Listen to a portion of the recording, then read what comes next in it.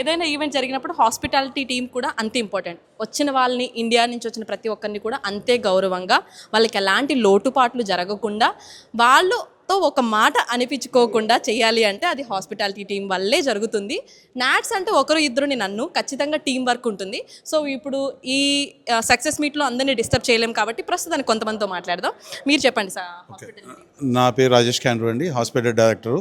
నా co director Bhaskar Somanchi, ఆయన వాళ్ళు రాలేదు. So captain of the ship is as good as his team అనమాట.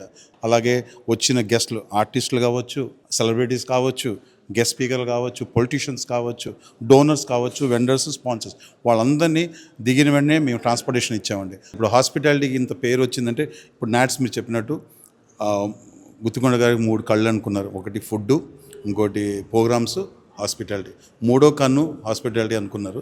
నా ఉద్దేశంలో ఫస్ట్ కన్నే హాస్పిటాలిటీ అయింది. ఎందుకంటే మేము pre event, after hours food కానీ, అలాగే హైదరాబాద్ నవాబీ వాళ్ళు మాకు బాగానే హెల్ప్ చేశారు. Pre event Friday, Saturday, Sunday తాజా మాటలు చేశారు. సో వచ్చిన వాళ్ళందరికీ ఫుడ్ చాలా బాగుంది. గ్రాండియర్ అంటే స్టేజ్ కానీ, వాటర్ సైడ్ కానీ, ఆ బిల్డింగ్ కానీ, సో ఎక్కడ లైన్స్ లేవు ఫుడ్కి. ఫుడ్ చాలా బాగుంది. 20 ఐటమ్స్ ఉన్నాయి రోజుకి. సో ఫుడ్ బాగుంది.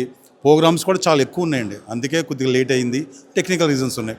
బట్ ఎవరు 2:33 కూడా అందరూ స్టేజ్ దగ్గరే ఉన్నారండి. So always we had full capacity for programmes. అలాగే హాస్పిటాలిటీ, మా ట్రాన్స్పోర్టేషన్ కానీ, అకామిడేషన్స్ కానీ, guest relations, we all did good job. So I want to thank my whole team member and I want to say that we did excellent job.